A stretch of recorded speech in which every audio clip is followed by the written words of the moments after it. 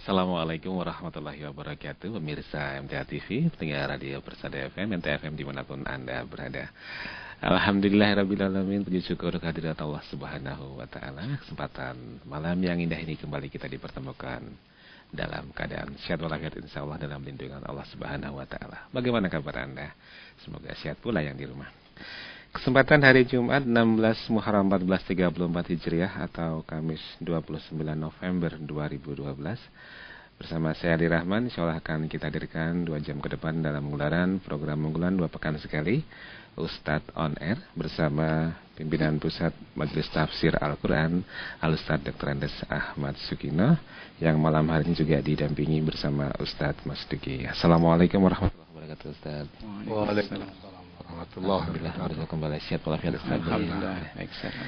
Baik, pemirsa, seperti biasa sebelum kita beri kesempatan Anda nanti untuk bergabung di sesi tanya jawab, kita akan dengarkan terlebih dahulu paparan awal yang akan disampaikan oleh Al-Ustadz yang mengambil tema hati-hati terhadap pembohong atau pemalsu kebenaran. Silakan Ustadz. Bismillahirrahmanirrahim. Assalamualaikum warahmatullahi wabarakatuh. Waalaikumsalam. Puji syukur kami panjatkan kehadirat Allah Subhanahu wa taala yang telah melimpahkan rahmat, nikmat, karunia, kesehatan dan sebagainya pada kita semuanya pada malam hari ini, sehingga kita dapat beraktivitas lewat radio MTA maupun radio Persada FM dan lewat TV MTA. Saudara-saudara yang bisa mendengarkan baik dari rumah maupun mungkin dalam perjalanan atau dimanapun juga, kami ucapkan selamat. Ya, mudah-mudahan Allah mencurahkan rahmat kepada kita semuanya dan bisa mengambil manfaat dari pertemuan lewat udara pada malam hari ini. Malam hari ini saya mengambil tema mengingatkan pada diri saya sendiri dan pada kita semuanya, hati-hati. Hati-hati terhadap pembohong atau pemalsu kebenaran. Kebohongan itu berlangsung sejak dahulu sampai sekarang dan mungkin sampai hari kiamat. Itu akan selalu ada. Apalagi dewasa ini, kalau kita sering melihat tayangan di TV, ya, banyak kebohongan-kebohongan yang diungkap lewat dialog atau lewat penyidikan dan penyelidikan oleh aparat yang mempunyai tugas hal itu.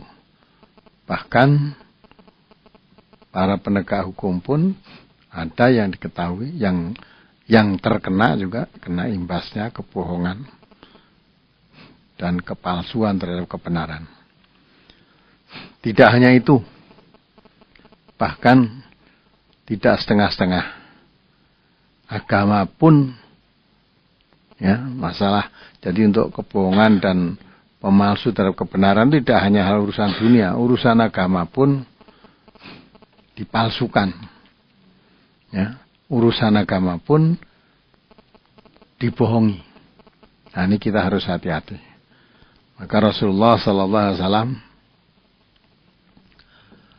mewariskan kepada kita dengan jaminan siapa yang memegang teguh warisan Rasulullah itu dijamin tidak akan sesat, tidak akan tertipu, tidak akan terkena akibat dari kebohongan atau orang-orang yang pemalsu terhadap kebenaran.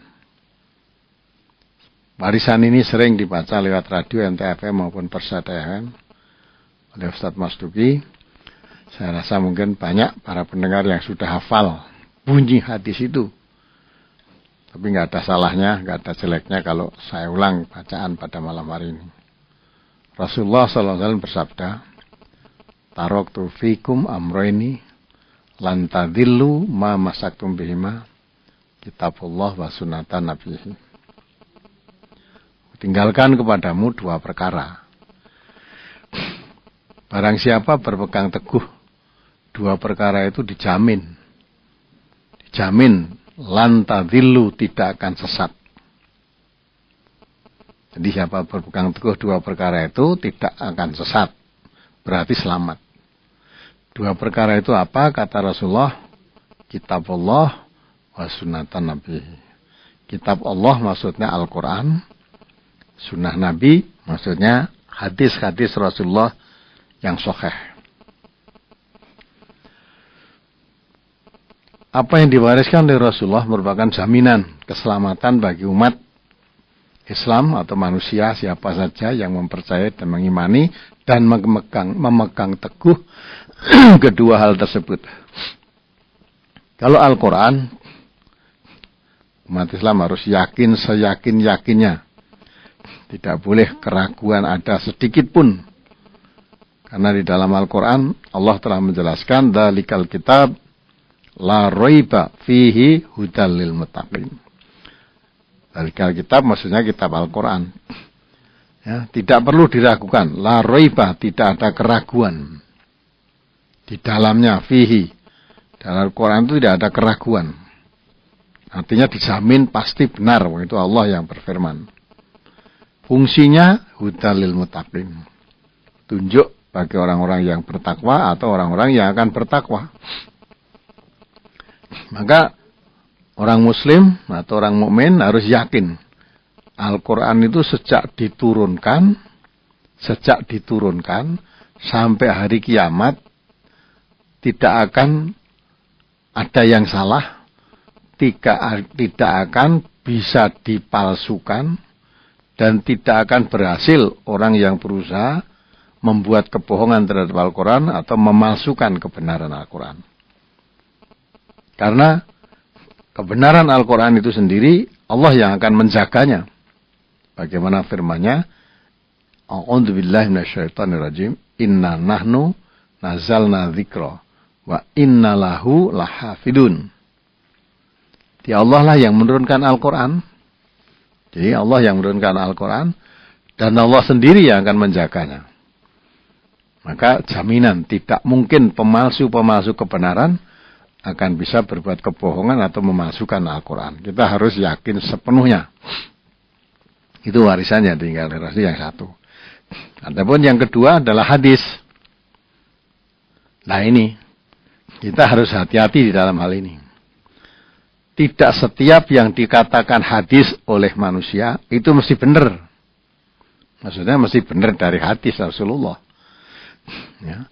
Kalau itu hadis yang dimaksud itu betul-betul dari Rasulullah, ya tidak ada yang salah. Rasulullah kalau berbicara mesti benar. Tapi yang dikhawatirkan, yang dikatakan oleh manusia atau oleh seseorang itu sebuah hadis, sebetulnya bukan dari Rasulullah. Hanya dikatakan ini dari Rasulullah. Diawali dengan qala Rasulullah. Nah, kan mencatut nama Rasulullah, padahal bukan Rasulullah yang berkata itu. Nah, kalau kita tidak hati-hati, tidak selektif, asal ada kata-kata qala Rasulullah, oh ini hadis.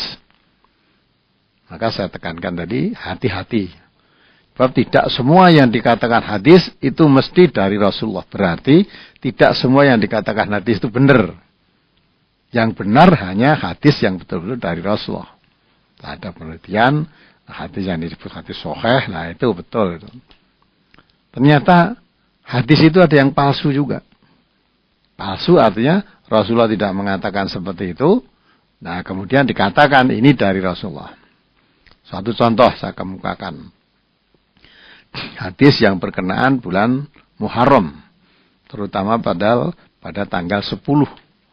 Muharram yang disebut Asyura. Yang disebut hari Asyura itu. Di dalam hadis diterangkan. Asyura itulah. Saya bacakannya di antara. Hadisnya sangat panjang. Tapi saya ini hanya untuk suatu bukti. Saya cuplik beberapa hal. Isi daripada hadis yang tidak benar tadi. Ini. Barang siapa puasa pada hari Asyura, maka akan menjadi kafarah atau penebus dosa selama 40 tahun. Jadi puasa satu hari di bulan Muharram itu, ya, tanggal 10 itu menjadi penebus dosa selama 40 tahun. Ya. Kemudian diterangkan lagi barang siapa yang sholat 4 rakaat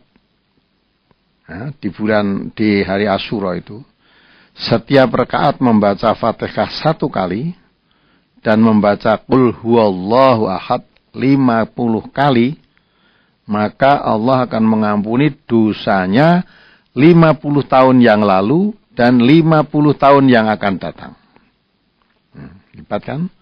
Siapa sholat pada malam Asyura itu membaca Fatihah 4 rakaat, ya, tiap 1 rakaat membaca Fatihah 1 kali, membaca Qul huwallahu ahad 50 kali, diampuni dosa-dosanya 50 tahun yang lalu dan 50 tahun yang akan datang. Jadi orang ini pasti masuk surga kan? Apalagi kalau umurnya hanya 40 tahun. Dah jujul itu. Apalagi umurnya 60 tahun, tidak ada 100 tahun. Yang 50 tahun ya, sudah diampuni. 50 tahun yang akan datang, walaupun sudah mati, sudah diampuni juga. Ya. Mungkin walaupun dia masih hidup pun beraktivitas, karena sudah 50 tahun yang akan datang, diampuni juga dosanya. Kan orang berbuat apa-apa nggak akan dosanya. Nggak ada dosa. Berarti orang ini puasa, kalau sholat 4 rakaat di bulan Muharram, yaitu hari Asyura, dijamin masuk surga. Karena sudah tidak punya dosa, 50 tahun yang lalu diampuni, 50 tahun yang akan datang diampuni. Maka masuk surga itu jelas. Tambah lagi nih, barang siapa yang puasa, barang siapa, bukan puasa nih, malah barang siapa yang mandi, ya mandi aja lah. Mandi pada hari Asyura, tanggal 10 Asyura dia mandi. Tidak pernah sakit, melainkan sakit ketika akan mati. Nah, jadi kalau pada bulan Muharram tanggal 10-nya dia mandi, dia dijamin tidak akan sakit selama hidupnya, kecuali sakit ketika akan mati aja.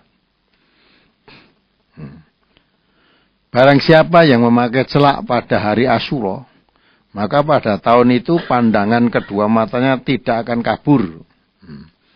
Jadi memakai celak tanggal 10 Muharram itu selama 1 tahun pandangannya tidak akan kabur. Lagi, barang siapa yang mengusapkan tangannya pada kepala anak yatim pada hari Asyura, seolah-olah ia berbuat baik kepada semua anak yatim dari anak Adam. Jadi ngusap kepala, ngelus-lus gundule kalau orang Jawa. Gundule tah yatim satu dilus-lus itu dia sama dengan berbuat baik kepada seluruh anak yatim, semua anak Adam. Berarti manusia atau yatim sedunia. Ini ya. Barang siapa berpuasa pada hari Asyura, maka Allah memberi pahala 10.000 malaikat. Barang siapa berpuasa hari Asyura, maka Allah akan memberi pahala 1.000 haji dan 1.000 umroh. Barang siapa puasa pada hari Asyura, maka Allah akan memberi pahala 1.000 orang mati syahid. Luar biasa kan ini?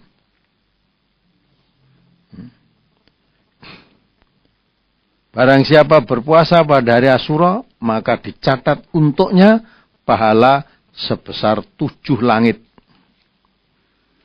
Nah ini antara lain isinya hadis-hadis itu. Nah, diterangkan bahwa ini semua kejadian ada hari Asyura. Nah, hari yang 10 di bulan Muharram. Ya, di situ diterangkan berpuasalah. Nah, ini keistimewaannya seperti tadi semua. Allah menerima taubatnya Nabi Adam pada 10 Muharram pada hari Asyura itu. Allah mengangkat Nabi Idris ya, ke tempat yang tinggi 10 Muharram atau hari Asyura. Allah mengeluarkan Nabi Nuh dari kapal hari Asyura. Menurunkan Taurat kepada Nabi Musa hari Asyura.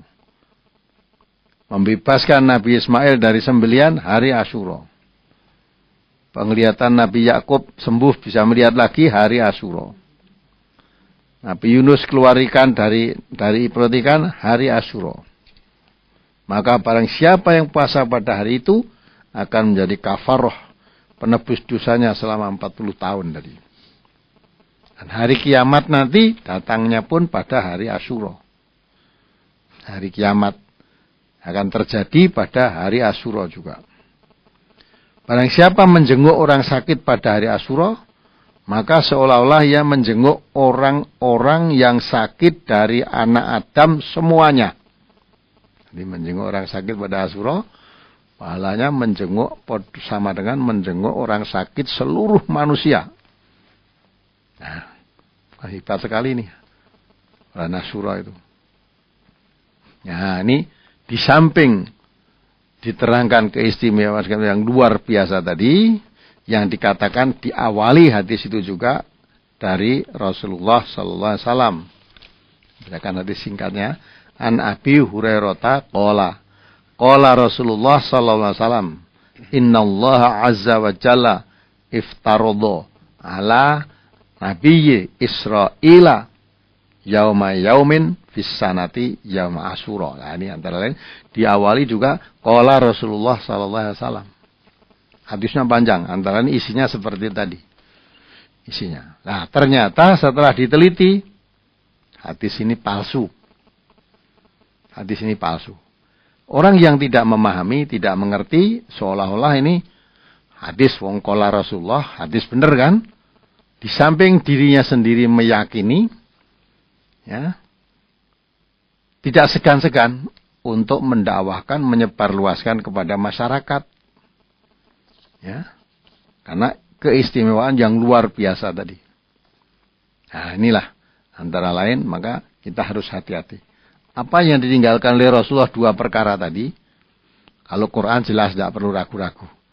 Tapi kalau hadis kita harus hati-hati. Tidak semua yang dikatakan hadis itu mesti benar dari Rasulullah betul. Kalau itu betul hadis dari Rasulullah, ya pasti benarnya. Tapi yang disangsikan itu, yang bukan dari Rasulullah, tapi dikatakan dari Rasulullah. Ditulis, diawali dengan qala Rasulullah, seperti hadis yang saya baca tadi. Nah, ini maka dari itu, umat Islam harus hati-hati. Jangan asal hadis kita pegang, pakai, ya wah ini hadis, padahal itu hadis palsu. Hadis palsu itu sebetulnya bukan hadis, dikatakan hadis. Sebetulnya bukan dari Rasulullah, dikatakan dari Rasulullah.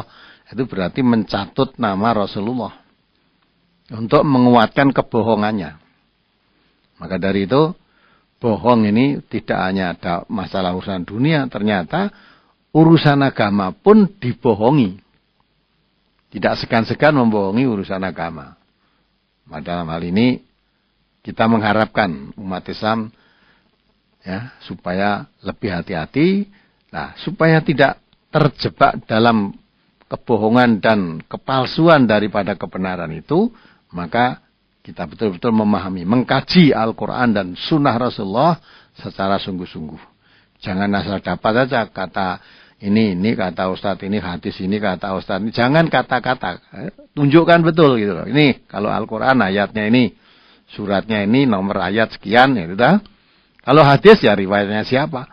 Kalau hadis itu hadis betul, sahih, mesti tidak bertentangan dengan Al-Quran, dan itu ya yang perlu dipakai. Tapi kalau hadis yang seperti tadi, walaupun tampaknya manfaatnya atau hikmahnya besar sekali,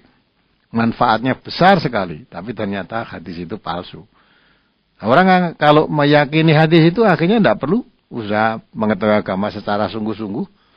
Dipenke aja sholat tanggal 10 Muharram itu ya, 4 rakaat, setiap rakaat 1 Fatihah dan 50 kali qul huwallahu ahad, sudah masuk surga. Wong dosanya 50 tahun yang lalu, 50 tahun yang akan datang diampuni semua. Puasa juga tidak perlu ngoyo-ngoyo kan, puasa aja tanggal 10 Muharram itu sama dengan nilainya sebenarnya 1000 ibadah haji, bahkan sebenarnya 1000 pahala orang mati syahid sudah. Dan mati syahid 1 aja sudah dijamin masuk surga kalau membela agama Allah itu, apalagi 1000. 1000 orang mati syahid sama dengan puasa 1 hari di bulan Muharram pada tanggal 10. Ini kan luar biasa. Maka seolah agama Islam itu enteng lah, pokoknya 10 Muharram kita mandi, kita sholat, kita puasa pada 10 Muharram itu udah jaminan masuk surga. Nah ini maka tidak sembarang hadis harus kita pakai. Harus kita seleksi betul. Kalau itu hadis itu betul sahih, ya itu yang ditinggalkan oleh Rasulullah, ya hadis-hadis betul dari Rasulullah. Kalau itu tadi karena palsu, itu bukan yang diwariskan dari Rasulullah pada kita semua. Berapa banyak orang Islam yang terjebak mengagung-agungkan bulan Muharram seperti itu. Memang bulan Muharram itu ada syariatnya untuk berpuasa, yaitu pada tanggal 10 Muharram. Tapi Nabi tidak menjelaskan seperti itu tadi. Malah Nabi bercita-cita. Karena tanggal 10 Muharram itu dipuasai oleh orang-orang Yahudi masa itu. Nabi bercita-cita. Kalau saya tahun depan masih hidup, saya akan berpuasa pada tanggal 9-nya Muharram. Jadi umat Islam makanya kedua kan berpuasa pada tanggal 9 dan 10. Nah tanggal 10 itu sudah jelas dilakukan oleh Nabi juga. Nah, tanggal 9 itu walaupun Nabi belum melakukan, tapi berencana untuk melakukan. Tapi karena belum sampai tahun yang direncanakan oleh Nabi tadi, akhirnya Nabi wafat, maka tanggal 9 tidak dilakukan karena sudah wafat. Oleh karena itu, barang siapa berpuasanya mulai tanggal 9-nya, itu berarti sudah mengikuti sunnah Nabi, karena itu direncanakan oleh Nabi akan dipuasai. Nah itulah. Tidak ada yang keistimewaan seperti yang diterangkan dalam hadis palsu tadi, tidak ada macam itu. Nah, mudah-mudahan dengan apa yang saya sampaikan ini, kita hati-hati terhadap pembohong dan pemalsu kebenaran, terutama masalah agama. Agama itu murni dari Allah, bersih dari kebohongan-kebohongan. Kita tahunya itu kalau kebohongan itu kepalsuan, kalau kita memahami agama itu sendiri.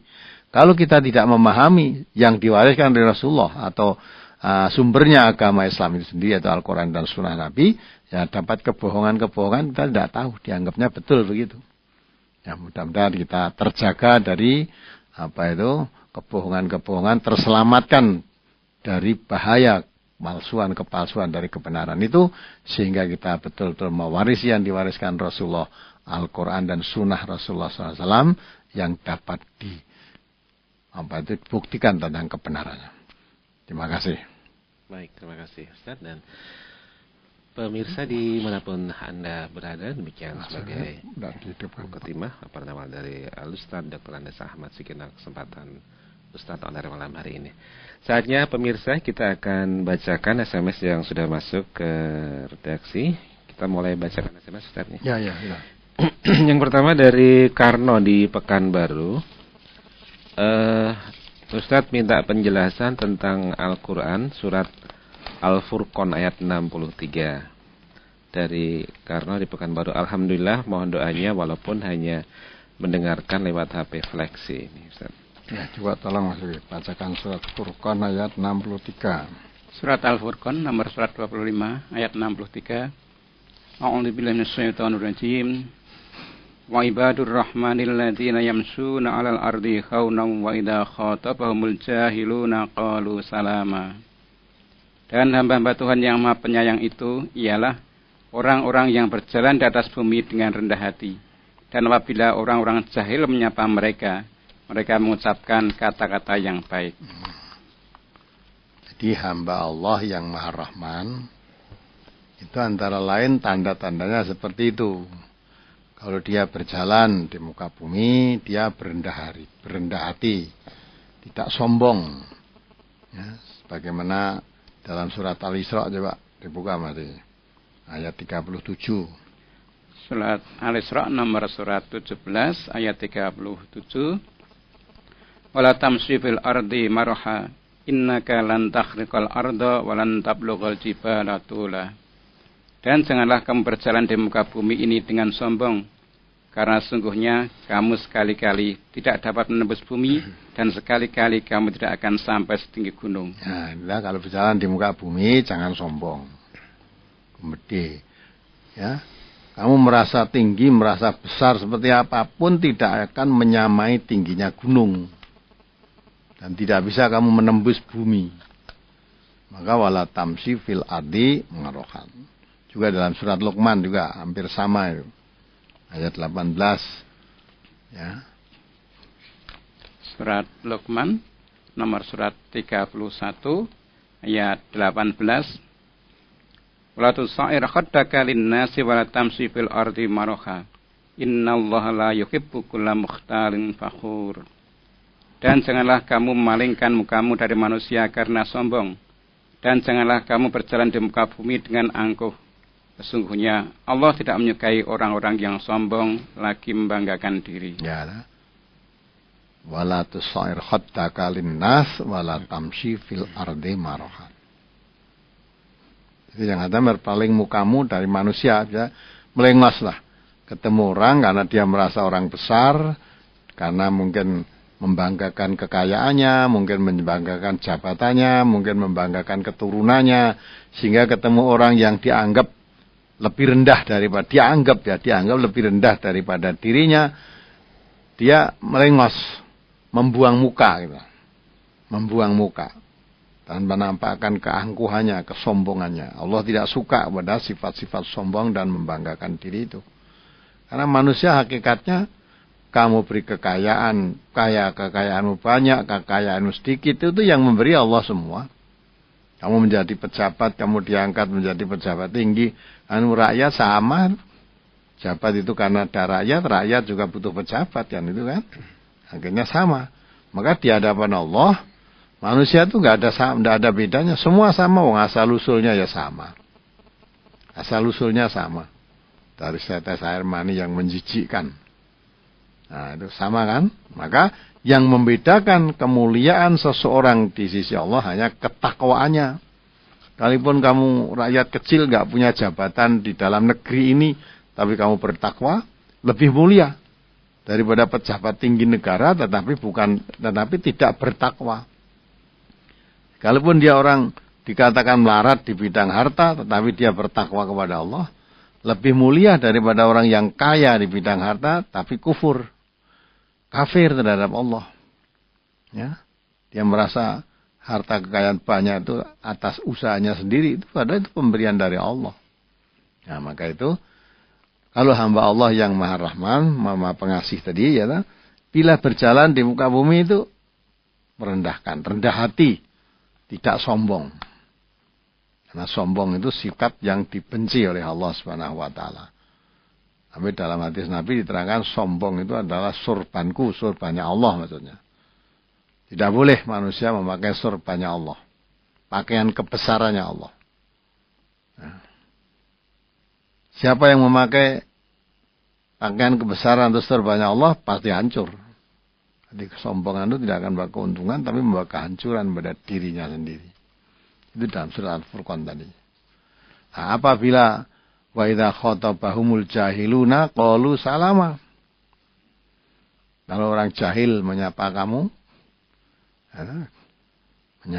atau menegur atau menjelekkan atau menyapa dengan kata-kata yang tidak baik, dia balas dengan kata-kata yang menyelamatkan. Tidak membalas kata-katanya orang jahil tadi, misalnya dia dikatakan dihina dengan perkataan, dijelekan dengan perkataan, dia tidak membalas menghina atau menjelekan, tidak. Dia malah membalas dengan kebaikan. Karena Allah memerintahkan idfa bilati ya ahsan. Balaslah suatu kejelekan itu dengan cara yang lebih baik. Maka kalau kamu diperlakukan tidak baik, balaslah dengan yang baik. Itu hamba Allah yang Maha Rahman. Indah sekali memang. Maka boleh dikatakan dia itu ya sudah mau diapakan orang jahil, ya dah. Kalau dia menyapa tidak sopan, tidak baik, apalagi ada unsur penghinaan, padahal justru balas dengan yang cara lebih baik. Dia berjalan di muka bumi, walaupun dia mungkin punya harta kekayaan yang banyak, mungkin dia seorang pejabat tinggi di suatu negara di dunia ini, tapi dia berjalan dengan tidak angkuh, berjalan dengan rendah hati. Nah, karena merasa dirinya sebagai manusia di hadapan Allah itu sangat kecil, nggak ada artinya apa-apa. Di hadapan Sesama manusia tidak ada lebih apa-apa kecuali rasa sama harus tertanam. Bagi hamba Allah yang Maha Rahman selalu tertanam begitu. Karena mengerti kelebihan atau kemuliaan manusia di sisi Allah itu hanya karena ketakwaannya. Sedang takwa seseorang tidak bisa diukur oleh orang lain. Nabi sendiri mengisyaratkan sambil menunjuk di dadanya at-taqwa hahuna, at-taqwa hahuna. Ya, takwa itu di dalam dada ini. Sehingga tidak bisa lihat orang lain, tidak bisa mengukur ketakwaan seseorang. Nah, itulah maksud ayat itu, mudah-mudahan bisa dipahami. Baik.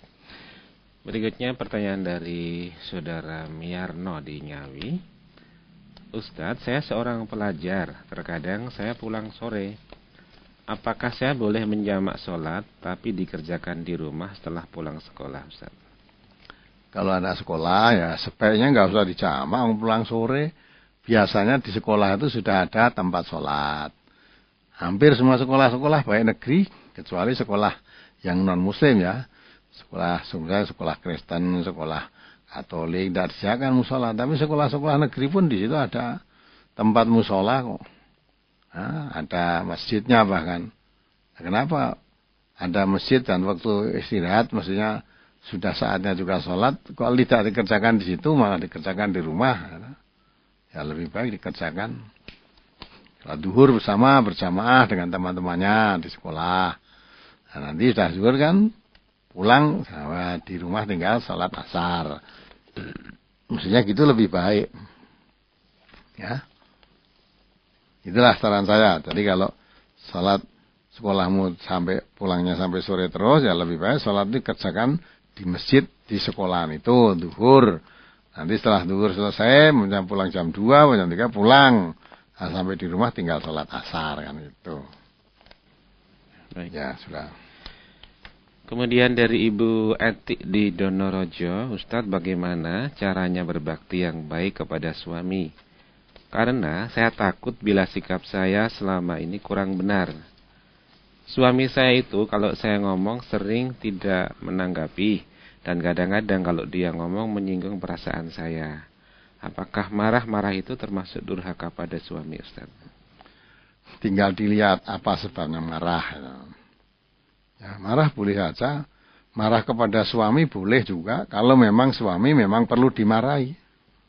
Ya, kalau tidak perlu dimarahi, kok dimarahi. Ya, misalnya suami ya suka melanggar larangan-larangan Allah. Ya, diingatkan dengan baik, tidak surut, ya, dimarahi, pantas saja. Jadi marah karena Allah. Karena suaminya melanggar larangan-larangan Allah, jadi dimarahi karena Allah tadi. Dan perkara berbakti pada suami bagaimana? Ya, apapun perintah suami itu ditaati selama perintahnya tidak maksiat. Tidak maksiat kepada Allah, tidak maksiat kepada Rasulullah. Nah, dengan kata lain, kalau perintahnya baik, ya ditaati menurut kemampuannya. Ya. Kalau dilihat suaminya menyenangkan, kata Nabi itu, wanita yang sholihah itu dilihat suaminya menyenangkan. Ya, menyenangkan ini bukan karena cantiknya sudah dipilih oleh suaminya, tentu oleh suaminya dianggap cantik kan. Ya. Dilihat itu menyenangkan, tapi maka bukan senang karena rupanya, tapi karena tingkah lakunya, karena pengertiannya kepada suaminya. Ya, tanggapnya terhadap isyarat dengan suami. Kelebihan-kelebihan begitulah. Itu lihat menyenangkan, diperintah nurut selama tidak maksiat, lah itu kan. Ditinggal pergi suaminya, menjaga kehormatan dirinya dan menjaga rumah tangga suaminya. Sudah, itu dilaksanakan dengan baik, insya Allah dah. Betul, itu sudah termasuk berbakti kepada suaminya. Adapun suami kalau berbicara sering nyelekit dan sebagainya, nyakiti hati, ada unsur-unsur penghinaan misalnya terhadap istrinya, ya diingatkan. Diingatkan tidak mau surut karena mungkin dia merasa benar, ya diajak ngaji biar tahu. Karena Nabi kita itu memberi contoh kepada istrinya itu paling baik Nabi. Khairukum li ahlihi wa ana khairukum li ahli. Nabi nasihati, baik-baiklah kamu kepada keluargamu. Aku seorang Nabi ini paling baik terhadap keluargaku. Nah, sedang Rasulullah itu uswatun hasanah. Uswatun hasanah. Maka kalau ingin baik, ya terhadap perilaku seorang suami terhadap istrinya, contoh aja perilaku Nabi. Nah, itulah termasuk berbakti kepada pada suaminya. Adapun marah tadi, tidak mesti semua marah itu dosa, tidak, tinggal apa sebab kemarahannya. Nah, itu kalau sebabnya dibenarkan oleh agama, walaupun suami perlu dimarahi, ya perlu dimarahi. Nah, ya gitulah jawaban saya. Ya, demikian Ibu Eti di Donorejo. Berikutnya ada Bapak Sri Mulyono di Tulang Bawang, Lampung. Saya menemukan gelombang radio MTA melalui parabola sejak awal bulan Mei tahun 2010 sampai sekarang. Alhamdulillah, saya sekeluarga bisa memahami dan mengamalkan apa yang disampaikan oleh Ustadz, Al-Quran, dan Sunnah. Mohon doanya Ustadz agar kami sekeluarga tetap istiqomah. Ustadz, kami selalu merekam jihad pagi, Ustadz on air, Fajar Hidayah, dan sebagainya di dalam HP kami. Sampai sekarang kami sudah merekam sekitar 100-an jihad pagi. Yang ingin saya tanyakan, apakah boleh kalau ada saudara atau teman minta ditransfer rekaman jihad pagi tersebut? Terima kasih jawabannya, Ustaz. Boleh. Saudara kalau mendengar, tahu ini suatu hal yang baik, jangan disimpan untuk diri sendiri. Ya, kamu sudah merasa tahu, ya balighani walau ayah, katakan Nabi kan. Sampaikanlah apa yang dariku, dari Nabi maksudnya, walaupun sekedar satu ayat, artinya ilmu yang didapat dari agama ini walaupun tahu sedikit, yakin kebenarannya, ya sampaikan pada orang lain. Bagus, boleh itu. Jadi menyebarluaskan dakwah dari MTA ini lewat CD yang saudara rekam di HP atau di mana, atau mungkin juga direkam di CD juga, disebarluaskan boleh. Dan tidak saya anggap saudara membajak. Ya, di kopi-kopi CD yang dari MTA itu boleh dikopi, sebarluaskan, silakan. Karena memang itu radio kita, radio dakwah. Antara lain sarana dakwahnya yang melalui setelah saya pidatokan atau dipidatokan oleh saudara-saudara kita yang mengisi, baik itu Fajar Hidayah, baik itu Ustadz menjawab atau apa tentang hadis, risalah tafsir dan sebagainya. Kalau itu sudah bentuk CD mau digandakan silakan. Itu penyebaran untuk dakwah. Justru kalau bisa apa yang sampaikan lewat radio ini disebarluaskan semua. Biar masyarakat memahami, mengetahui. Boleh, dan saya ikhlas untuk itu, tidak akan ada apa-apa. Baik, kemudian dari saudara Janiar di Aceh Tengah. Pertanyaannya, Ustadz, bagaimana menyadarkan diri kita bahwa Allah selalu bersama kita saat semua teman kita butuhkan tidak ada, Ustadz? Ya, itu tanggalnya.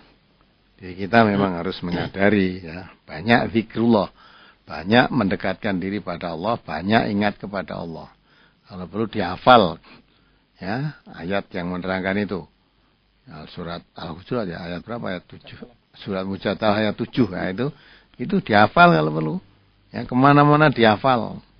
Ya, kalau kamu 2 orang, Allah yang ketiga, kamu 3 orang, Allah yang keempat, kamu jumlah lebih dari itu, kurang dari itu, Allah selalu menemani kamu di mana saja berada. Lah, itu dihafalkan. Dihafalkan kalau perlu ya sampai bacaan tiap hari di perjalanan di mana saja lah. Ya, dibaca, dihafalkan maksudnya. Sehingga kalau kita berada sendirian, tidak ada orang lain, kemudian mau berbuat sesuatu, itu ingat ayat ini. Ayat ini. Akan berbuat sesuatu yang baik, walaupun tidak dilihat orang, tapi Allah tidak pernah, tidak melihat. Ya, ditinggikan, dilipat gandakan, terus tinggikan derajatnya. Sebaliknya kalau karena tidak ada orang merasa sepi, dan ada kesempatan untuk berbuat maksiat, apapun bentuk maksiat itu, ya, sadari ini Allah menemani saya. Di mana saja saya berada, Allah selalu ada. Nah, kalau saya lakukan ini walaupun tidak ada orang tahu, tapi Allah pasti tahu. Nah, besok apa? Kalau ditanya oleh Allah, jawaban saya apa? Nah, itu harus ditanamkan pada dirinya sendiri, dibiasakan banyak zikrullah, banyak mengingat ayat-ayat Allah itu, memahami perintahnya, insya Allah nanti akan terwujud itu dengan sendirinya. Ya, apalagi? Ya. Berikutnya, Ustadz, Saya mau tanya, di mana posisi makmum putri jika sholat berjamaah dengan suami di rumah, Ustaz? Saya masih bingung. Yang saya kerjakan sebelumnya adalah saya di posisi sebelah kanan imam atau suami, tapi agak ke belakang sedikit. Yang demikian bagaimana? Apakah sudah benar sesuai tuntunan, Ustaz? Sudah, insya Allah sudah betul yang kamu lakukan itu. Ya, imam dengan suami agak belakang sedikit, ambil posisi di sebelah kanannya. Itu betul, sudah yang kamu lakukan itu betul, insya Allah. Berikutnya dari Bapak Giyato di Manyaran, Wonogiri. Mau tanya Ustadz, surga di bawah telapak kaki ibu, tapi kenapa neraka kebanyakan kaum perempuan, Ustadz? Tolong dijelaskan istilah itu. Terima kasih. Ya, itu nggak ada hubungannya yang kamu tanyakan itu. Surga di bawah telapak kaki para ibu itu maksudnya anak. Ya, kalau anak ingin masuk surga, jangan durhaka kepada ibunya.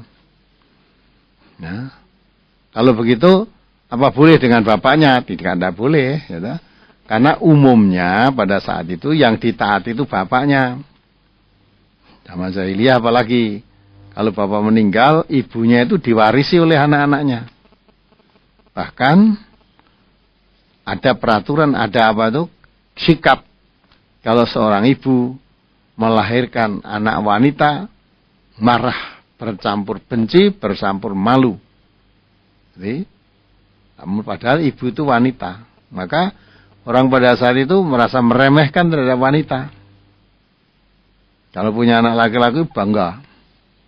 Nah, sedang ibu itu wanita. Yang melahirkan kamu, kita semua ini pun ibu wanita. Ya, maka kalau kita ingin masuk surga, kata oleh Nabi, di bawah telapak kaki ibu maksudnya harus berbakti kepada ibunya. Tidak boleh hanya berbakti kepada bapaknya saja. Karena di dalam Al-Quran juga memerintahkan wabil walidaini. Walidaini itu artinya dua orang tuamu, yaitu bapak dan ibu. Nah, sehingga anak yang kepingin masuk surga tidak boleh durhaka kepada orang tua, terutama pada ibunya. Itulah yang dimaksud hadis itu.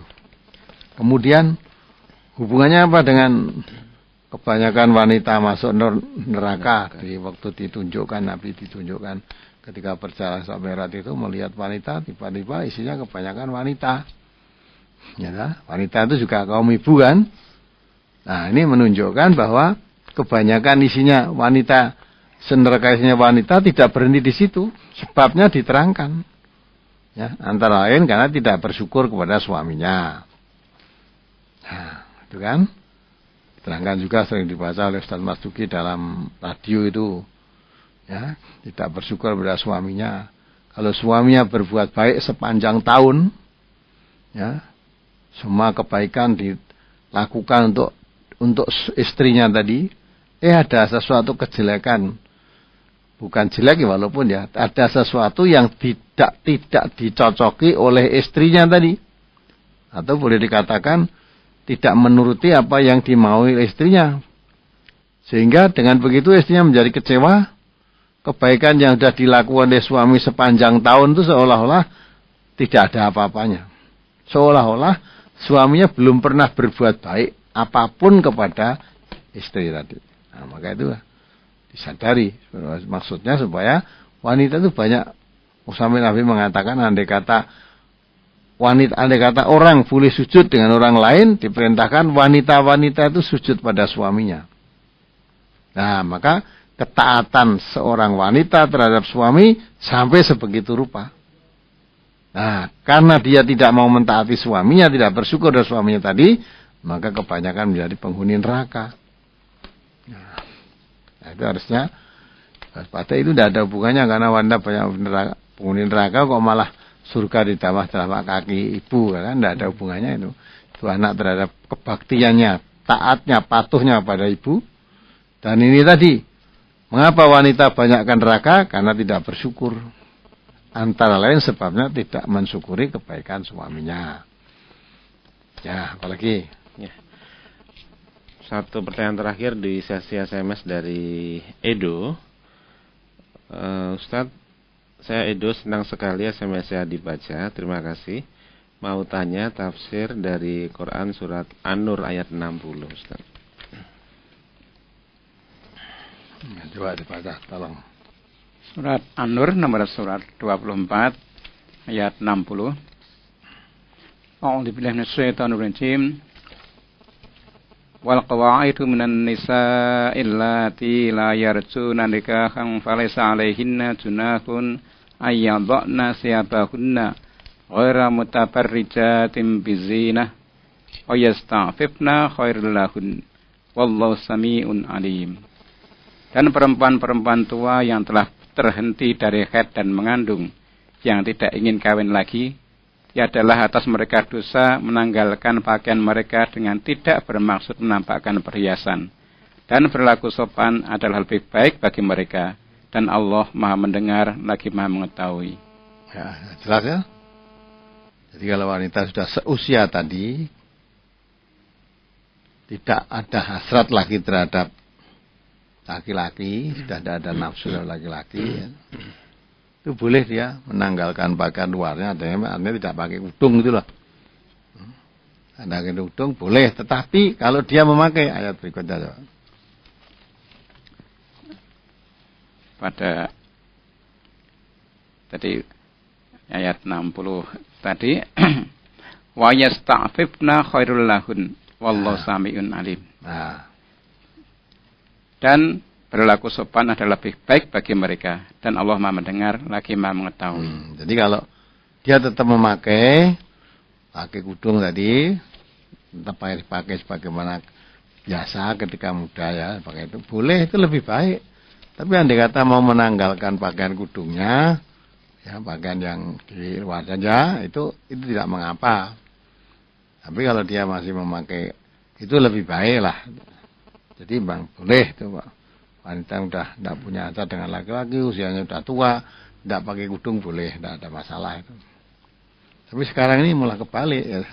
Banyak orang yang tua-tua malah pakai kudung, yang muda-muda yang mestinya harus pakai kudung malah tidak. Karena ingin menampilkan keindahan rambutnya, ingin menampilkan perhiasan di telinganya, ingin menampilkan ya apa-apanya lah itu. Nah itu kebalik sekarang, wanita malah yang tua-tua sregep kudungan, yang muda-muda mestinya tidak menanggalkan, malah itu yang menanggalkan. Nah, kebalik kan?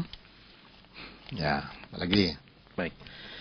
Untuk sesi SMS cukup dan pemirsa kita akan beri kesempatan Anda untuk bergabung bersama kami. Silakan dipersiapkan pertanyaan Anda di 0271 661749.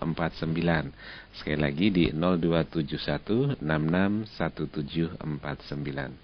Langsung kita terima penelpon pertama. Assalamualaikum, Ustaz Toner. Waalaikumsalam. Ya, dari Ibu siapa di mana? Silakan. Ibu Fatma di Tawangsari. Ibu Fatma Tawangsari. Assalamualaikum Ustaz. Waalaikumsalam warahmatullahi wabarakatuh. Ini mau tanya Ustaz, saya pernah mendengar penjelasan barang siapa yang bisa melakukan sholat jamaah Isya ke masjid, separuh tidur malamnya akan digunakan sebagai ibadah. Dan barang siapa yang bisa melaksanakan jamaah sholat subuh di masjid, separuh tidur malamnya dianggap juga ibadah. Itu berlaku untuk jamaah laki-laki atau perempuan Ustaz? Terus dari Quran atau hadis? Itu saja Ustaz. Assalamualaikum warahmatullahi wabarakatuh. Waalaikumsalam warahmatullahi wabarakatuh. Nah Ibu tadi katanya mendengar keterangan itu diterangkan dari Quran apa dari hadis itu? Tanya itu ya dah. Kalau saya sendiri malah belum mendengar itu.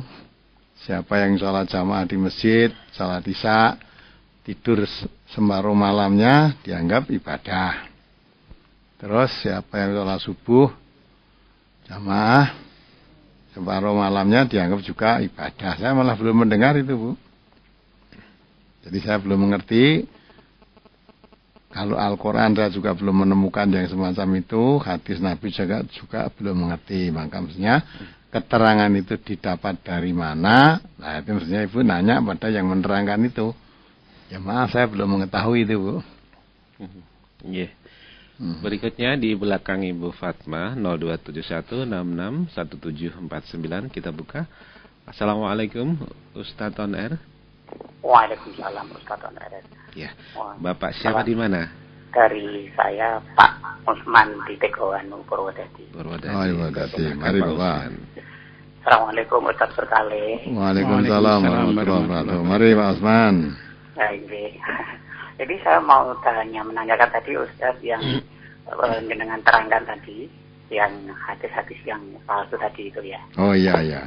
Saya itu kan pernah mendengar Ustaz ada hadis yang katanya dikarang oleh Yahudi, orang Yahudi katanya setelah dia itu yang mengarang hadis palsu sakit, dia bilang puas karena bisa mengarang hadis sampai 40.000 hadis itu apa memang riwayat itu betul. Kemudian yang dengan terangkan tadi apa juga sudah ada di kaset atau di MP3-nya yang di jihad pagi secara keseluruhan. Itu yang pertama. Yang kedua saya ingin tahu ayat apa surat-surat yang ada ayat sajadahnya itu yang menerangkan tentang apa. Kalau itu ada sujud tilawahnya begitu. Itu ya walaupun tidak semua tapi paling tidak ada beberapa begitu Ustaz. Ya, nomor 3 gimana Bapak? Diulangi. Yang nomor 3 saya ingin tahu yang ayat-ayat sajadah yang itu menerangkan tentang apa gitu. Kok ada sujud tilawahnya begitu. Ya. Saya kira itu dulu. Saya terima kasih atas keterangannya. Assalamualaikum warahmatullahi wabarakatuh. Jadi mengenai tadi ada suatu riwayat, bahkan seorang Yahudi kalau sudah akan meninggal dunia, dia merasa puas hidupnya ini karena dapat memalsukan hadis 40.000 hadis. Kita bisa mengambil pelajaran Bapak, kalau seorang aja memalsukan 40.000 hadis, ya itu kan menunjukkan bahwa tidak semua yang dikatakan hadis itu mesti benar. Kalau itu betul, ya kata Yahudi tadi sudah akan meninggal, sudah merasa puas karena memalsukan 40.000 hadis. Ya. Itu kan sesuai dengan tema saya pada malam hari ini, kita supaya hati-hati pemalsu-pemalsu kebenaran itu. Walaupun itu dikatakan hadis, jangan mesti terus dipercaya, oh ini hadis diambil. Seperti hadis yang saya bacakan tadi, tentang 10 Muharram tadi. Itu hadis palsu ternyata. Apalagi kalau itu betul 40.000 hadis dipalsukan oleh seseorang, oleh satu orang. Kira-kira berapa banyaknya hadis-hadis palsu yang mana? Ada lagi hadis palsu mengenai sorban, itu juga begitu. Orang yang sholat memakai sorban akan mendapat pahala lilitan setiap lilitan sorbannya itu ada nur cahaya di surga. Itu hadisnya ternyata juga palsu. Nah itu, maka dari itu kita hati-hati. Kalau Quran la raiba fi, tapi kalau hadis, walaupun itu diterangkan hadis, pertama kita harus ragu dulu. Diuji kebenarannya. Setelah hadis itu ternyata hadis itu sahih, diuji kebenarannya ternyata benar, nah keraguan kita tadi harus dihilangkan kalau sudah jelas kesahihannya. Jadi Bapak yang utama. Kemudian mengenai apa tadi? Apakah yang di mukadimah tadi sudah dikasetkan? Oh sudah, insya Allah. Oh kalau mukadimah ya belum dikasetkan, mungkin mulai malam ini ya dikasetkan. Ini mulai malam ini dikasetkan. Jadi mulai malam ini dikasetkan lewat siaran ini langsung ini dimasukkan di kaset ya. Ada kasetnya kalau Bapak bisa, kalau menginginkan, termasuk isian malam ini pun juga seutuhnya itu semua dikasetkan. Yang ketiga ayat-ayat sajadah tadi. Jadi ayat-ayat sajadah itu artinya ayat-ayat yang di situ berbunyi atau mengandung untuk perintah sujud, untuk sujud pada Allah. Ya, misalnya ada itu kalimat surat apa itu yang akhirnya wasjud waqtarib, Iqra ya itu ya. Ya. Iqra wasjud waqtarib itulah. Itu ada kalimat sujud. Ya, maksudnya sujudlah kalian. Jadi, maka kalau ayat-ayat sajadah itu artinya kalau ada ayat yang berbunyi menyangkut tentang sujud. Nah, kita disyariatkan untuk sujud kalau yang membaca itu sujud. Saja ada orang membaca Al-Quran, nah betulan yang dibaca ayat-ayat yang membicarakan tentang sujud. Nah kemudian yang membaca tadi sujud, lah yang mendengar disyariatkan juga untuk sujud. Kalau itu dibaca di waktu sholat, ya imamnya membaca, waktu itu membaca ayat sajadah yang mengandung tentang perintah sujud tadi, kemudian imamnya tidak sujud, ya makmumnya tidak sujud. Tetapi kalau imamnya tadi membaca ayat itu terus sujud, nah makmumnya juga disyariatkan untuk ikut sujud. Nah begitu ya Pak. Jadi ayat-ayat sajadah itu artinya ayat-ayat yang menerangkan tentang sujud tadi. Nah begitu. Baik, terima kasih Pak Usman di Purwodadi. Semoga paham di belakangnya 661749. Saya terima. Assalamualaikum Ustaz Tonar. Waalaikumsalam warahmatullahi wabarakatuh. Baik, dari Salam. Bapak siapa di mana? Dari Bapak Joko di Karangasem, Solo, Pak. Oh monggo Pak Joko. Assalamualaikum Ustaz. Waalaikumsalam warahmatullahi wabarakatuh. Monggo Pak Joko. Jadi, saya pendengar setia radio Persada FM Ya, sudah benar. lama, tapi belum pernah bisa hadir di Jihad Pagi. Ya Padahal sesekali. sudah kepingin sekali. Ya sesekali datang Pak Ya. Joko. Wong Karangasem kan jauh sekali. Iya, insya Allah Ustaz. Ada dua pertanyaan Ustaz. Yang pertama, pada saat subuh itu biasanya ada sebagian jamaah yang duduk di atahiyat akhir itu tidak memasukkan kaki kirinya di ini, istilahnya apa itu, duduk istirozah apa itu yang pertama. Yang betul apakah duduk seperti atahiyat akhir yang biasanya itu atau tidak seperti duduk di antara dua sujud itu? Jadi duduk atahiyat tadi? Ya, khususnya untuk subuh. Oh iya. Ya, terus kemudian yang kedua, pada saat kita menjadi makmum masbuk, itu kalau dulu saya pernah dengar Ustadz menerangkan bahwa ada 4 tempat kita mengangkat tangan di dalam sholat. Yang pertama adalah takbiratul ihram, kemudian mau rukuk, i'tidal, dan pada saat memasuki rakaat yang ketiga. Nah, kalau kita makmum masbuk itu bagaimana Ustaz? Apakah kita mengikuti imamnya? Jadi kalau imam itu setelah atahiyat pertama kan terus mengangkat tangan. Nah, apakah kita juga mengangkat tangan atau hitungan kita kalau sudah dapat 2 rakaat baru mengangkat tangan? Bagaimana Ustaz? Terima kasih atas jawabannya. Assalamualaikum warahmatullahi wabarakatuh. Waalaikumsalam warahmatullahi wabarakatuh. Jadi tentang duduk atahiyat Bapak ya, kalau sholat subuh atau sholat sunnah yang lain yang pokoknya sholatnya 2 rakaat itu ya.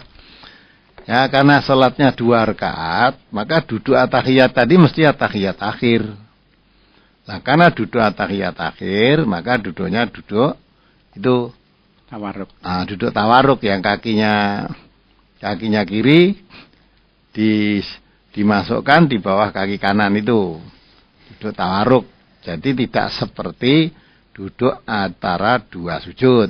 Karena sholatnya 2 rakaat, maka duduk atahiyat itu atahiyat akhir.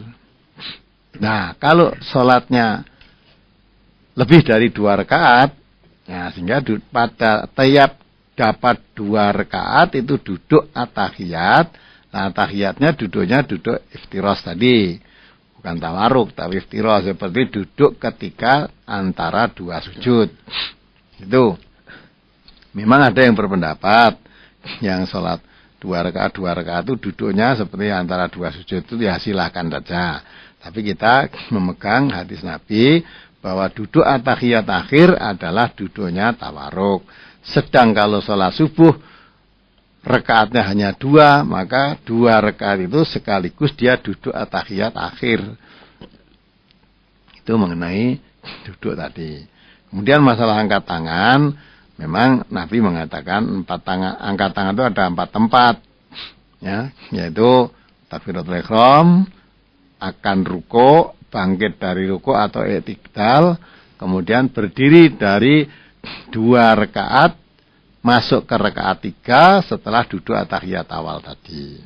Adapun kalau dia sebagai makmum, ya, Kan tidak pas kadang-kala. Tidak pas imamnya sudah dapat 2 rakaat, ya.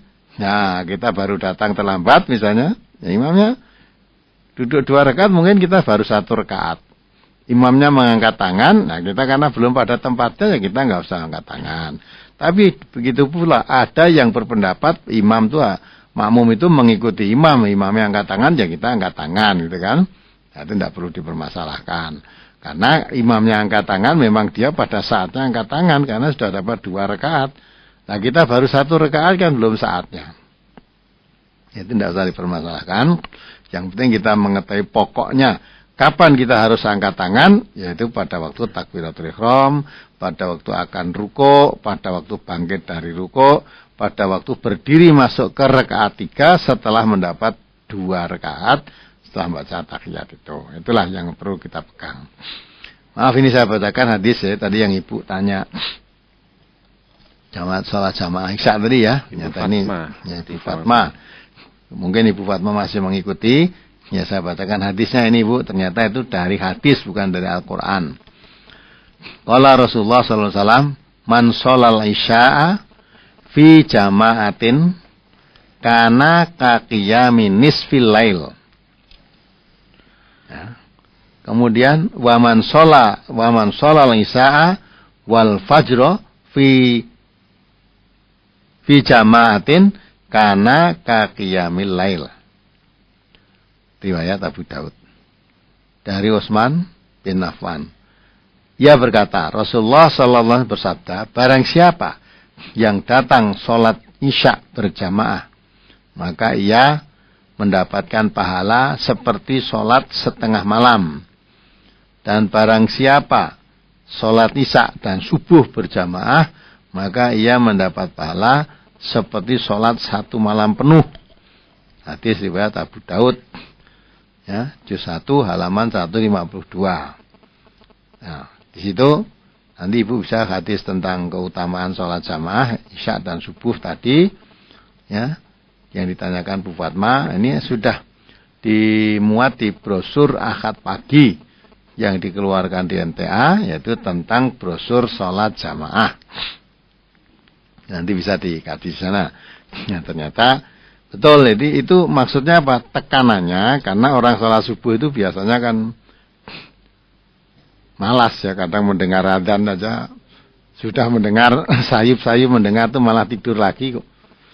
Nah, tidak segera bangun. Isya juga begitu. Kalau maghrib ke waktu isya sebetulnya sangat dekat waktunya, tapi kadang-kadang bisa sholat maghrib jamaah isyanya tidak bisa ke masjid.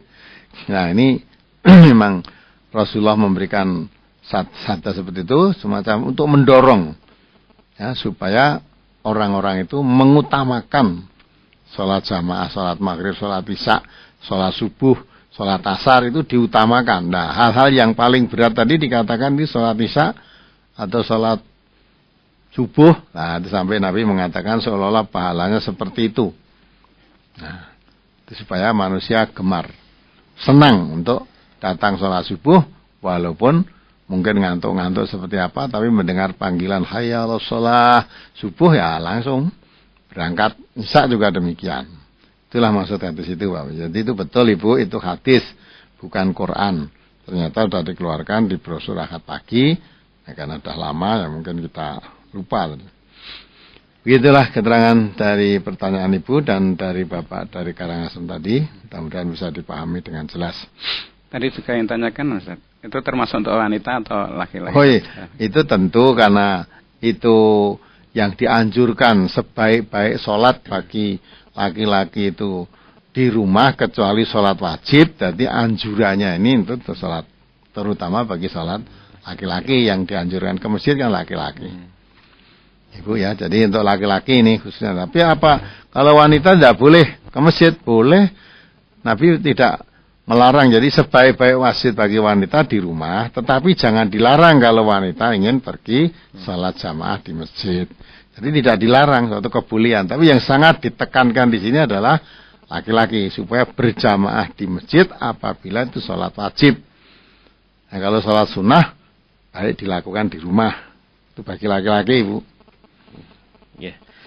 Baik, terima kasih Ustaz. Demikian Ibu Fatma dan Pak Joko.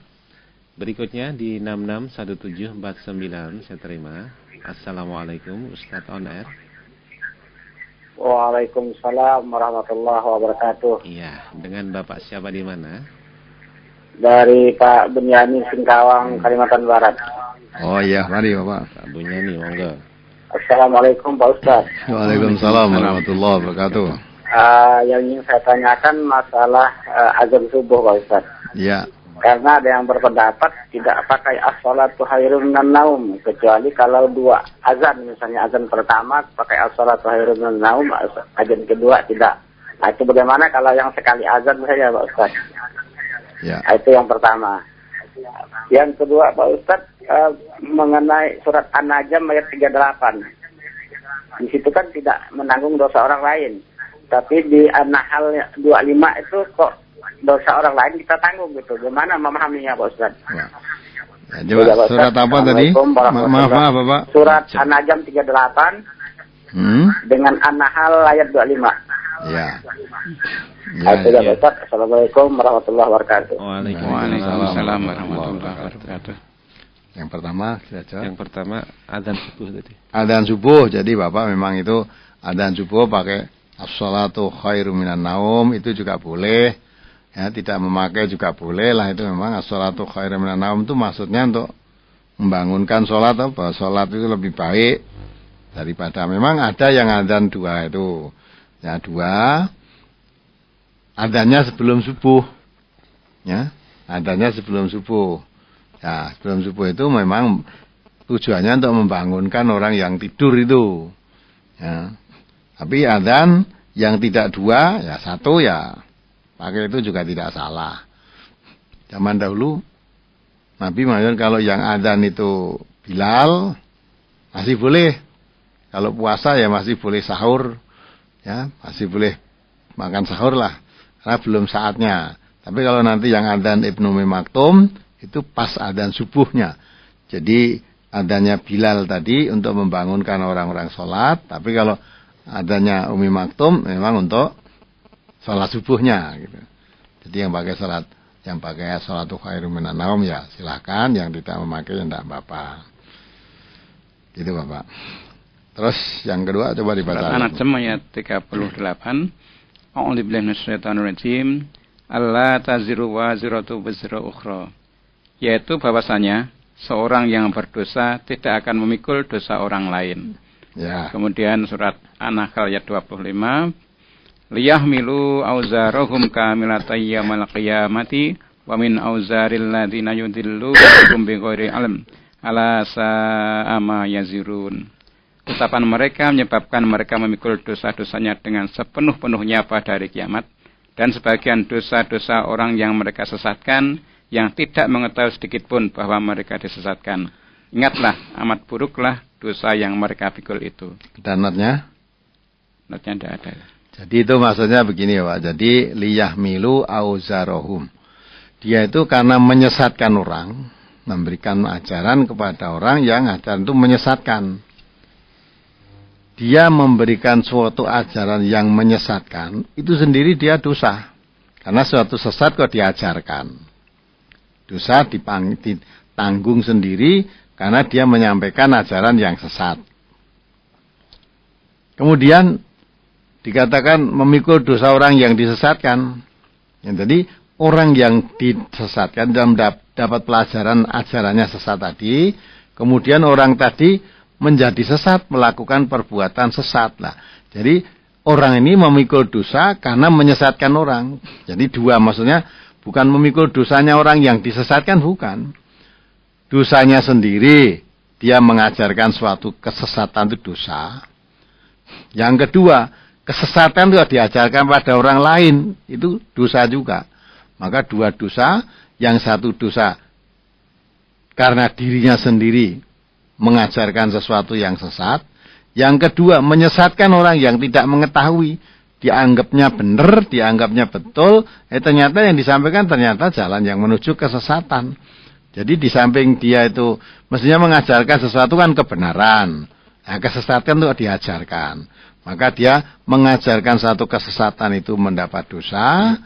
mengajarkan kesesatan dosa, menyesatkan orang lain karena ajaran sesat tadi dilakukan oleh orang lain, dia memikul dosa, artinya dosa menyesatkan orang. Jadi di samping dosanya sendiri, dia dosa menyesatkan orang lain tadi. Bukan orang yang lain disesatkan terus dosanya dipikul kita, tidak. Ya, tidak. Karena menyesatkan orang tadi. Jadi dirinya sesat dan menyesatkan. Jadi dirinya sesat itu dosa, menyesatkan orang dosa. Gitu maksudnya begitu itu ayat itu. Itu mudah-mudahan bisa dipahami. Baik, demikiannya Pak Bunyan di Kalimantan Barat. Berikutnya di belakangnya 661749. Assalamualaikum Ustaz Toner. Halo. Silakan, dari siapa, di mana? Halo. Assalamualaikum. Iya, waalaikumsalam warahmatullahi wabarakatuh. Dari Bapak siapa, di mana? Dari Bapak Yat Maji di Eknopan, Sumatera Utara, Pak Ustaz. Iya. Oh iya, mari. Yat Maji, sambil bicara sambil dipelankan radionya. Monggo, silakan. Ini Pak Ustaz yang ingin saya tanyakan. Saya ini sudah beberapa kali mengikuti pengajian MTA melalui radio, melalui cabang di daerah kami. Jadi setelah saya mengikuti pengajian itu, saya amalkan Pak Ustadz. Ya. Sekeluarga saya. Tapi saya ingin mengajak adik dan orang tua saya Pak Ustadz. Tapi adik saya dan orang tua saya ini menolak. Itu bagaimana solusi terbaiknya Pak Ustadz untuk meyakinkan mereka agar mereka mau mengikuti dan mempelajari Al-Quran yang sesungguhnya Pak Ustadz. Ya. Sekian aja Pak Ustadz atas jawabannya, kami ucapkan terima kasih. Assalamualaikum warahmatullahi wabarakatuh. Waalaikumsalam warahmatullahi wabarakatuh. Jadi hidayah itu memang di tangan Allah. Jadi kewajiban saudara ini, karena dirinya mengetahui yang diyakini satu kebenaran, mengajak istrinya, mengajak anaknya, perintah Allah kan ku anfusakum wa ahlikum naro. Jaga dirimu, keluargamu, jangan tersentuh api neraka. Sudah betul. Nah, kepada keluarga yang lain, saudara-saudara kerabat dekat dan sebagainya, wa andir asiratakal akrobin. Beri peringatan kerabat-kerabatmu yang dekat. Ya, saudara-saudara yang dekat diberi, diajak, diingatkan. Itu kewajiban kita hanya menyampaikan, mengajak. Ya, kalau dia mau ya syukur, kalau tidak mau kewajiban kita sudah selesai, artinya sudah tidak menyanggung dosa karena tidak mau mengajak tadi, kita sudah mengajak. Ya, kalau ternyata masih belum mau, ya mudah-mudahan lain waktu nanti mau. Di samping kita berusaha mengajak, juga kita berdoa, mudah-mudahan Allah membuka hatinya, membuka hidayah untuk mau menerima kebenaran ini tadi.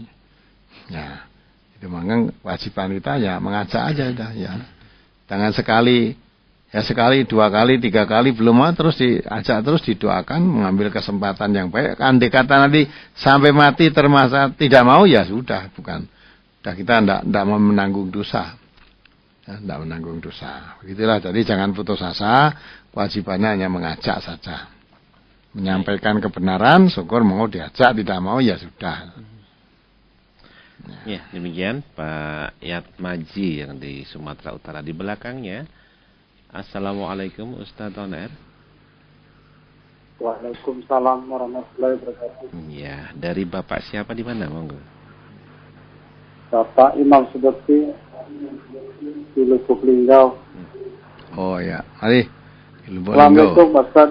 Waalaikumsalam warahmatullahi wabarakatuh. Mari Pak Lubuk Linggau. Mau tanya hadis nih Pak Ustaz. Setiap sholat yang di dalamnya tidak membaca Al-Fatihah, maka sholat itu kurang dan tidak sempurna. Dari hadis tafsir Ibnu Katsir Pak Ustaz, ya. bukunya Pak Ustaz. Di sini dikatakan sahih Pak Ustaz. Ya. Terus tanya lagi Pak Ustaz. Yeah. Kalau dakwah di masjid pakai Quran terjemah dan diterapkan pakai mic, itu dibolehkan apa enggak Ustaz? Sambil baca Quran, terus itu terjemahkan, itu boleh nggak Ustaz? Ya. Itu saja Ustaz. Assalamualaikum. Waalaikumsalam. Insyaallah hadisnya itu sahih Pak ya. La sholata liman lam yaqra bi Fatihatil Kitab. Ya, tidak dikatakan sholat kalau dia tidak membaca Al-Fatihah. Jadi bukan tidak sempurna, malah tidak dikatakan sholat. Dengan kata lain, sholat tidak membaca Al-Fatihah itu tidak sah. Bukan tidak sempurna. Kalau tidak sempurna kan masih sah, hanya kurang sempurna kan itu kan. Padahal ini tidak dikatakan sholat, berarti sholatnya tidak sah kalau tanpa membaca Al-Fatihah. Nah itu. Jadi betul-betul la sholata liman lam yaqra bi Fatihatil Kitab. Itu kan riwayatnya Bukhari, itu hadis itu sahih. Di riwayat Imam Bukhari itu. Jadi sekali lagi saya katakan bahwa sholat yang tidak membaca surat Al-Fatihah, sholatnya tidak sah. Bukan tidak sempurna, tapi tidak sah. Ya. Juga riwayat Muslim sama. Muslim mengatakan la sholata liman lam yaqra bi umul Quran. Ya, Fatihatul Kitab atau umul Quran sama. Umul Quran maksudnya ya Fatihah itu. Itu riwayat Muslim. Jadi sholat tidak membaca Al-Fatihah menurut hadis Bukhari maupun hadis Muslim dikatakan tidak sah sholatnya. La sholata liman lam yaqra bi umul Quran itu riwayat Muslim. Umul Quran maksudnya juga Al-Fatihah. Jadi singkatnya orang yang sholat tidak baca Al-Fatihah tidak sah sama dengan tidak sholat. Kemudian yang kedua, dakwah di masjid. Dakwah boleh membaca Al-Quran terus diterjemahkan boleh. Kalau membaca Qurannya saja malah nggak paham yang didakwai. Ya, membaca Quran tidak diterjemahkan kan malah tidak paham. Ya, maka membaca Quran ya menurut ya semampunya, ya artinya apa terjemahan yang ada di dalam Quran itu dibaca, diterjemahkan boleh. Ya, orang akan paham setelah dibaca artinya tadi. Kalau ketika baca ayatnya mungkin tidak paham. Nah, setelah baca artinya baru paham. Jadi boleh itu dakwah Qurannya dibaca, terjemahannya dibaca, bagus, boleh. Nggih. Saya rasa cukup apa lagi? Berikutnya penelpon berikutnya kita terima. Assalamualaikum Ustaz On Air. Assalamualaikum. Waalaikumsalam warahmatullahi wabarakatuh. Silakan Ibu. Alhamdulillah bisa masuk Pak Ustaz ini. Alhamdulillah. Ya. Ini yang saya mau tanyakan begini, saya Bu Ana dari Solo Pak Ustaz. Ini kebetulan saya udah lama sekali kepengen masuk tapi kok ya sulit. Kemarin ingin konsultasi di pusat tapi tidak ketemu langsung. Terus ini saja, ini banyak masalah tapi yang ini aja yang sangat dekat dengan masalah. Radionya Ibu nggih, silakan. Gimana? Sambil dikecilkan radionya suaranya, silakan. silakan. Matikan aja. Ini kan begini, si orang tua mertua saya, ibu dari suami itu kan meninggal. Berhubung punya 5 anak, itu punya pendirian masing-masing. Kebetulan saya dan ketiga saudara ipar itu setuju kalau kan ibu sudah meninggal, enggak ada acara 3, 7 dan seterusnya. Nah kebetulan yang barep ini gekeng dalam artian yang jenenge wong tua ya dungake 3, 7 dan sebagainya. Lah terus ya wis yang pendapatmu gitu monggo, tapi yang dimasalahkan gini Pak Ustaz, kan ibu nyun sewu punya itu jasa harja, pensiunan dan lain sebagainya, katakanlah ada uang. Lah yang barep itu mintanya ya tak acara nih bancaan, tapi aku ya urunono dengan catatan uang ibu yang ada tadi.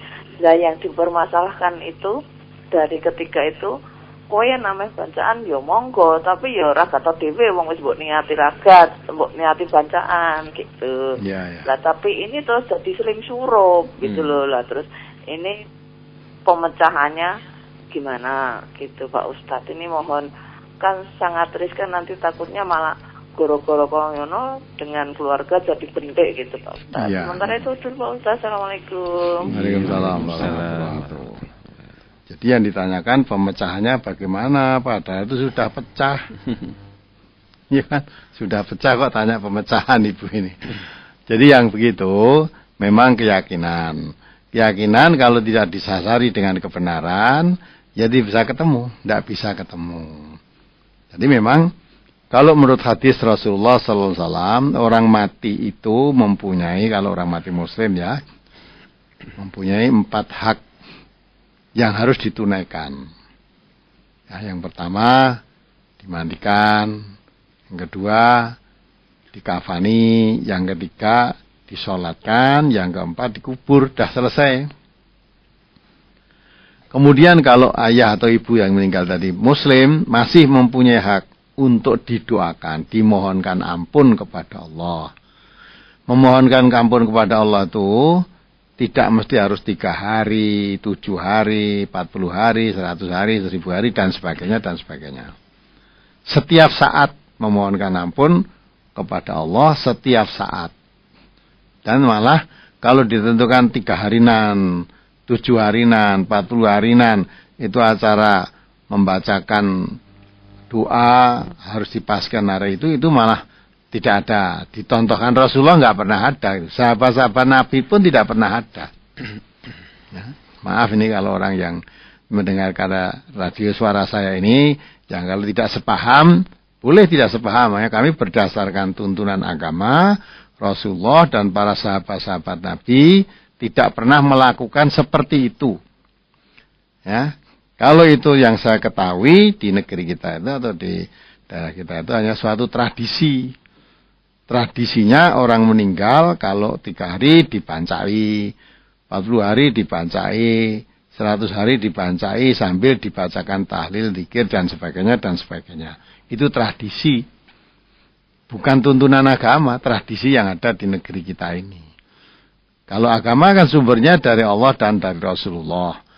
Dicari tuntunan dari Allah dan dari Rasulullah tidak pernah ditemukan itu. Nah, maka dari itu, kalau yang satu mempunyai keyakinan seperti biasanya ya 3 hari, 40 hari, ya sudah biarkan, silakan saja. Yang tidak usah. Ya saling menghormati, tidak usah melarang yang mau mengadakan selamatan-selamatan seperti itu. Yang tidak mau, jangan dipaksa ikut. Nah, kemudian masalah urunan itu ada aturannya. Allah SWT memerintahkan ta'awanu 'alal birri wa taqwa wala ta'awanu 'alal ismi wal 'udwan. Boleh tolong menolong itu dalam kebaikan dan mengarah kepada takwa kepada Allah. Takwa itu artinya melaksanakan perintah-perintah Allah, menjauhi larangan-larangan Allah, itu takwa. Dan dilarang jangan bantu-membantu, tolong-menolong dalam perbuatan dosa. Dosa dan pelanggaran atau permusuhan. Itu melanggar larangan Allah berarti kan perbuatan dosa. Nah, kita tidak boleh membantu menolong. Maka dari itu, ya sudah, yang mau acara begitu silahkan, yang tidak mau, ya sudah, tidak usah dipaksa ikut. Yang masih begitu tidak disuruh berhenti, tidak. Nah, terus bagaimana supaya tetap persaudaraan, tetap rukun, ya di dalam masalah itu tidak ketemu, masalah-masalah yang lainnya bisa ketemu, ya ketemu. Nah, terus amaliyahnya lana amaluna walakum amalukum.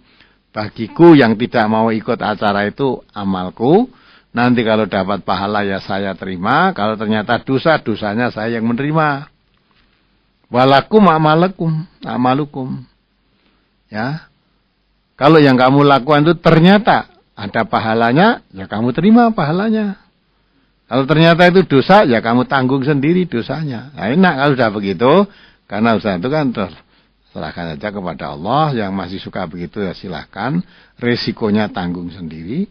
Yang tidak mau pun resikonya tanggung sendiri. Udah, hal-hal yang lain tetap persaudaraan tetap dijaga.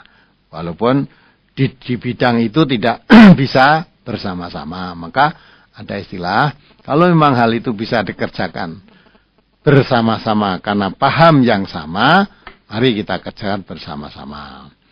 Tapi karena tidak bisa dikerjakan bersama-sama karena paham yang berbeda, maka masing-masing bekerja menurut pahamannya masing-masing. Saling menghormati, tidak usah putus silaturahim hanya karena masalah perbedaan paham tadi. Nah, itulah Ibu. Ya, jadi untuk menyatukan itu bagaimana? Ya sudah, dibiarkan saja. Nah, dibiarkan. Nah, insya Allah dengan begitu, ya kita tidak usah cawe-cawe yang menyelenggarakan begitu, ya sudah, ngono.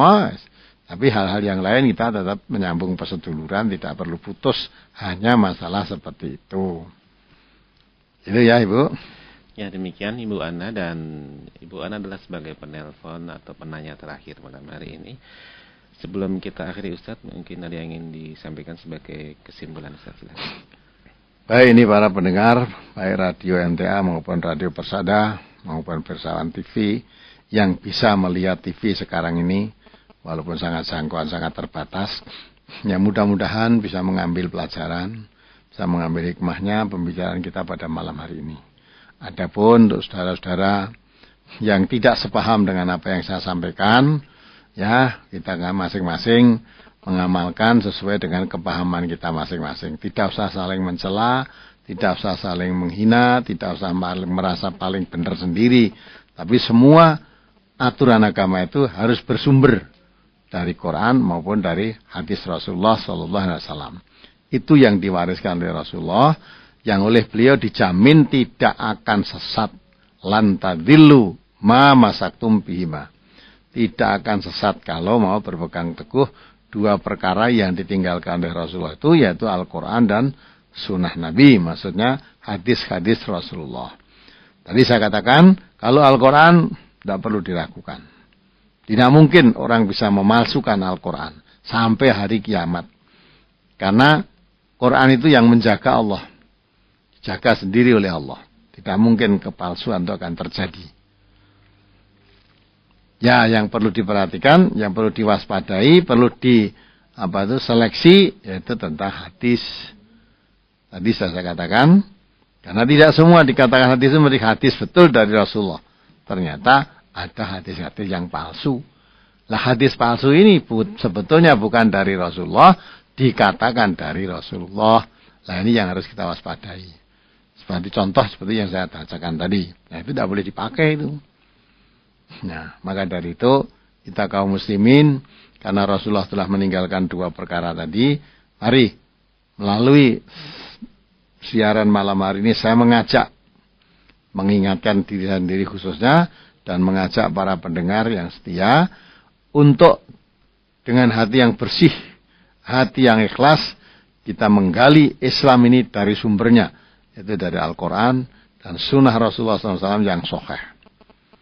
Tidak hanya mengikuti katanya. Imam Malik mengatakan, kalau itu hanya pendapat, kata seseorang, itu boleh diterima, boleh juga ditolak. Boleh diterima, boleh ditolak, itu kalau hanya pendapat. Kecuali pendapat orang, waktu itu Nabi sudah wafat, Imam Malik sambil menunjuk di kuburnya, kubur Rasulullah, kecuali orang yang ada di dalam kubur ini. Maksudnya pendapat Nabi. Kalau itu yang dikatakan Nabi, yaitu tidak boleh ditolak. Harus diterima apa yang dikatakan Nabi. Tapi kalau hanya kata orang, siapapun itu, ya, dasarnya hanya orang, bukan dari Nabi, bukan dari Quran, boleh diterima, boleh juga ditolak. Karena kata orang tidak bisa menjadi sumber hukum, ya, dalam Islam. Sumber hukum Islam itu ya Al-Quran dan Sunnah Rasulullah SAW. Ya mudah-mudahan kita bisa mengambil pelajaran. Dengan demikian juga tidak mudah kita putus silaturahim dengan saudara kita sesama Muslim hanya beda pendapat, apalagi hanya mengikuti pendapat-pendapat orang lain. Pendapat orang lain. Oleh karena itu, melalui mimbar ini, mudah-mudahan Allah melapangkan hati kita untuk bisa menerima perbedaan dan melapangkan hati kita menerima kebenaran, melapangkan hati kita juga untuk menjauhi yang batil. Nah, saya rasa demikian, kita waspada terhadap kebohongan atau kepalsuan, terutama kepalsuan terhadap agama Allah. Saya cukupkan sekian, kurang lebihnya saya mohon maaf. Akhir kalam, Assalamualaikum warahmatullahi wabarakatuh. Waalaikumsalam warahmatullahi wabarakatuh. Terima kasih sebelumnya kita ucapkan kepada Ustaz dan Ustaz Mas Duki atas waktunya dan hadirannya malam hari ini. InsyaAllah banyak poin bermanfaat yang bisa kita petik di dalamnya. InsyaAllah bersua di lain kesempatan Ustaz. Assalamualaikum warahmatullahi wabarakatuh. Waalaikumsalam warahmatullahi wabarakatuh. Dan pemirsa jangan lewatkan Ustaz Toner InsyaAllah 2 pekan yang akan datang di hari dan waktu yang sama. Saya Ali Rahman dan seluruh kru yang bertugas mohon undur diri. Subhanakallahumma wa bihamdika asyhadu an la ilaha illa anta astaghfiruka wa atubu ilaik. Assalamualaikum warahmatullahi wabarakatuh.